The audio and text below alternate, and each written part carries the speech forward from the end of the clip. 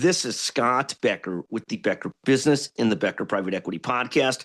We're thrilled today to be joined by a brilliant leader in the cybersecurity space. We're joined today by the CEO of Acuity Risk Management, David Rajakovich. And David's going to talk to us about trends he's watching in cybersecurity, AI, continuous risk intelligence and monitoring, and a lot more. David, can you take a moment to introduce yourself and tell us a little bit about Acuity Risk Management?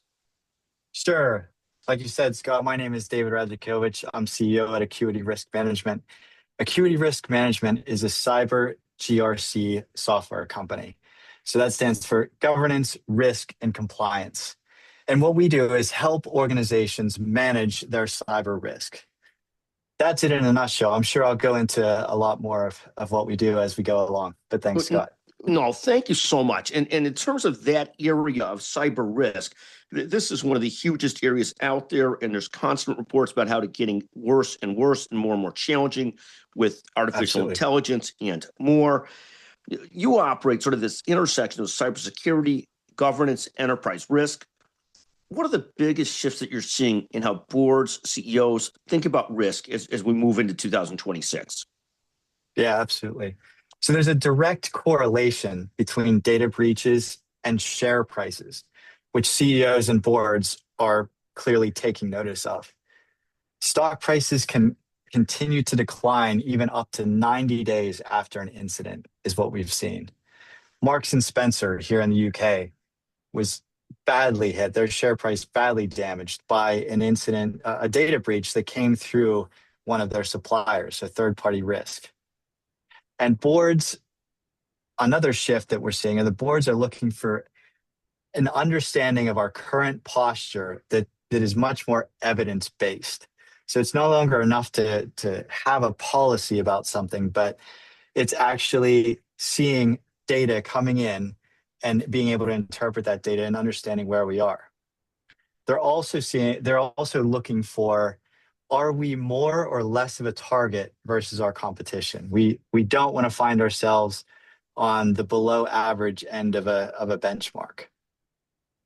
Another shift that we've seen is that risk has become a strategic enabler. It's not just a cost center. So boards do want their companies to take technology risk, but they want to make sure that we're taking the right risks versus just taking risk for risk's sake. So 84% of business leaders say, and they actually have said, that their focus on cybersecurity has increased over the past 3 years. I'll give you another statistic, which is that 58% of boards now want their organizations, like I said, to take more technology risk, even while 81% view cybersecurity as a key business risk.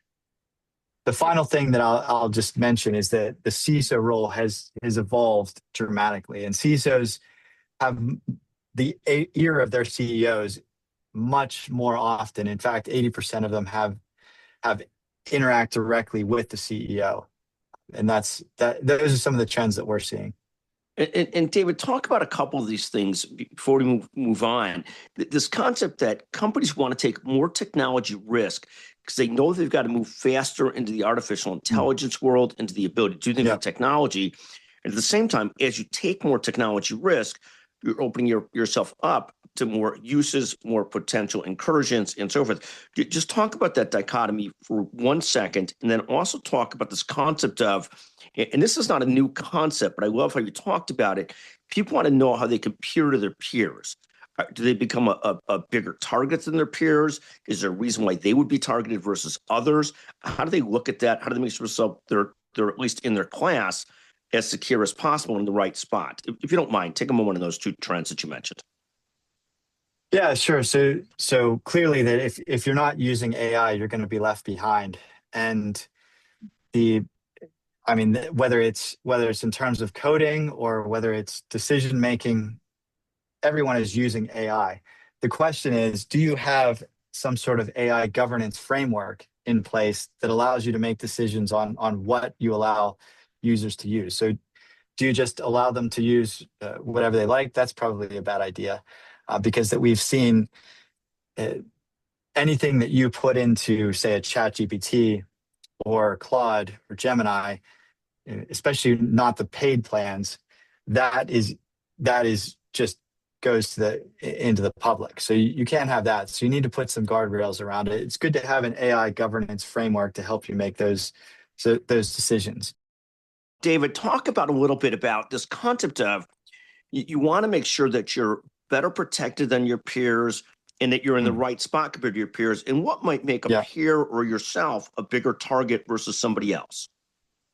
Yeah, if you are using, for instance, software with known vulnerabilities and you don't have the capability to respond and patch those vulnerabilities immediately, that could be one example.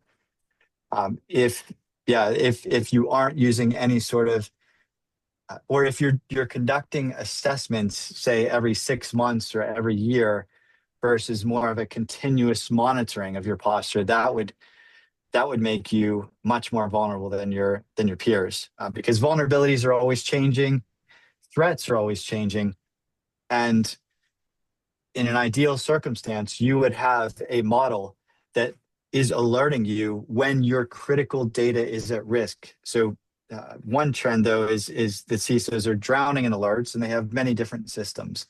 Ideally, they have one system that brings that all together, shows where changing threats and changing vulnerabilities impact critical business systems. And that is throwing up an alert to say, okay, you really need to focus on this particular alert versus another one. Thank you very much. Take a second on where do organizations have consistently sort of underestimate the risk posture and maybe a couple blind spots that organizations sometimes have? Yeah, absolutely. I think one of the biggest ones is in third-party cyber risk management.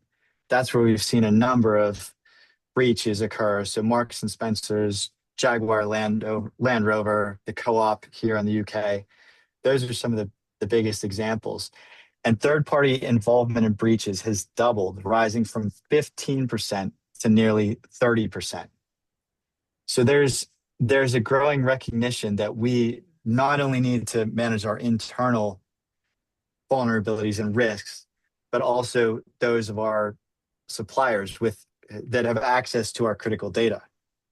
We also there's a need for continuous monitoring. I mentioned it used to be okay to just conduct an assessment every 6 months or a year, but these days, especially as you alluded to with AI, the frequency of attacks and the sophistication of those attacks has increased. So the likelihood is your vulnerabilities are going to get exposed faster, and therefore you need continuous monitoring, and you need to update your priorities rather than just kind of working through a long list of alerts.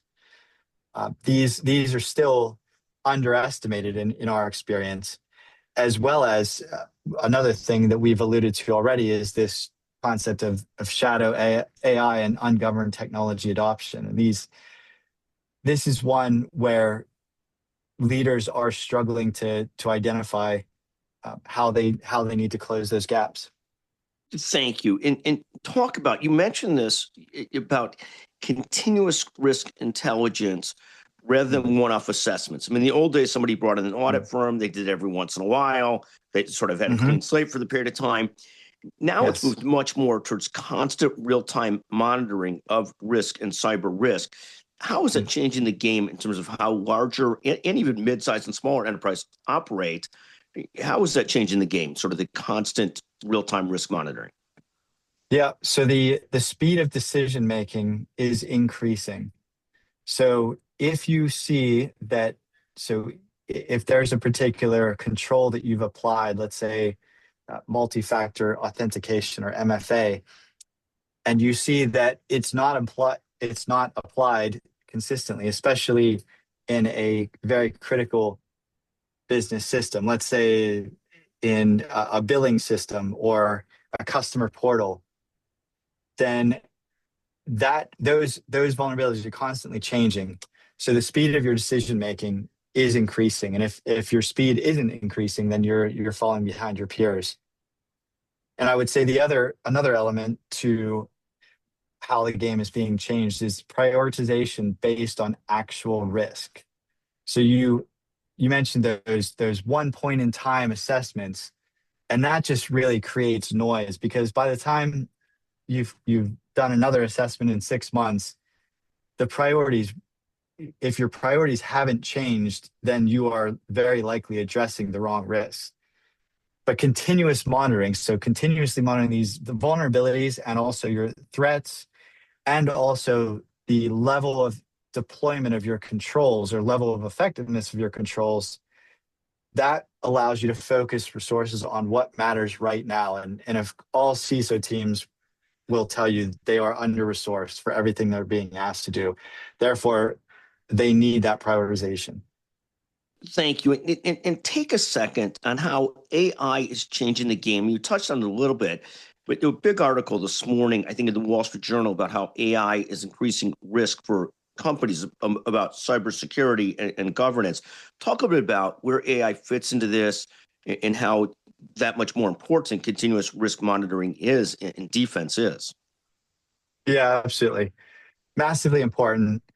And what I would say to organizations looking to get started is start with the risk management framework. So it could be using a standard like the NIST AI risk management framework. Choose that rather than going for a particular tool right off the bat.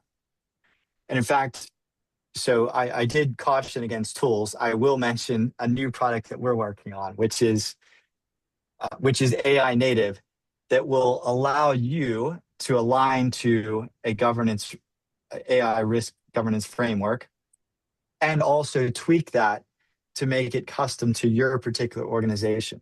So you'll be able to define your maturity levels by business service. So again, the business service would be an e-commerce site. It could be your website. It could be a billing system. For pharmaceutical companies, it could be IP repository. So you define your critical systems, and AI is very good at categorizing and scoring unstructured data. So it can ingest all the different, lots of different types of evidence, for instance, from your vulnerability scanning tool, and give you a score on where you are. The other piece of advice I would give is to maintain a AI bill of materials. So understand where in your software AI is being used as a first step in being able to understand where your vulnerabilities might lie. Finally, I would say make sure you establish accountability for who is responsible for making sure that we're using AI responsibly and in a way that's in line with our policies. Thank you. And take a second, David. There's sort of when you look at businesses today, mid-size, large size, small, whatever it is, what are the most important steps they should be taking right away to improve their risk posture from a cyber perspective? What's the most important things they could do currently? Yeah, I think the number one item I would start with is to identify and categorize your 3 to 5 most critical business systems. I mentioned for a pharmaceutical company, that might be whatever database or IT system holds your intellectual property for your drugs. Take those, identify those, and identify the software bill of materials, all the different pieces of software that make up that repository. Get an understanding of which suppliers might have access to that critical data, or where might those entry points be through third parties. After you've identified those critical business systems and your software bill of materials and your third parties that may have access to those systems, then it's about getting a handle on where your weaknesses lie. Where are you most exposed? Where do you have the most vulnerability? And where are those threats coming from? Once you do that, then you have a better understanding of what actions you need to take to secure those most critical systems. So you say you're doing vulnerability patching. you won't just go down a big list of vulnerabilities, but rather you'll focus on those vulnerabilities that impact your most critical business services or those most critical systems. You'll also focus your third-party risk management. You won't just send out the same questionnaire to thousands or tens of thousands of suppliers, but rather you'll focus on the ones that have the most access to your critical data. And you'll work with them to patch up those vulnerabilities and also to build resilience into the system. So can you isolate part of your IP repository if there is an attack, so that the damage is limited versus damage that we've seen on the scale of, say, a Marks and Spencer, where their share price was absolutely massacred. Talk for a second, David, about sort of how you ended up in this risk business and about a little bit about your history and that of Acuity Risk Management, if you don't mind. Sure, Acuity Risk Management has been around for over 20 years, and it was founded by two gentlemen that are highly experienced and world-class experts in the area of cyber GRC. So this has always been our focus. It started more of a consultancy and has now grown into a software business. So we've got our classic Stream software, which is incredibly adaptable and handles cybersecurity risk management for some of the top echelons of the public sector and the private sector. So if you're looking for the credentials of someone who deals with the most sensitive data that you can imagine, then that is someone that we are someone you should be talking to. That's a bit of the history of Acuity Risk Management. I've been here since the second half of December in 2024. My background is in technology of many different types, most relevantly in education technology. So I was a co-founder and then became the CEO at Skill Dynamics, which is a education technology company that delivered training for supply chain and procurement professionals. And I've gone through two different private equity. We grew up the company as a bootstrap company and went through two very successful private equity exits. So I've worked a great deal in the private equity space.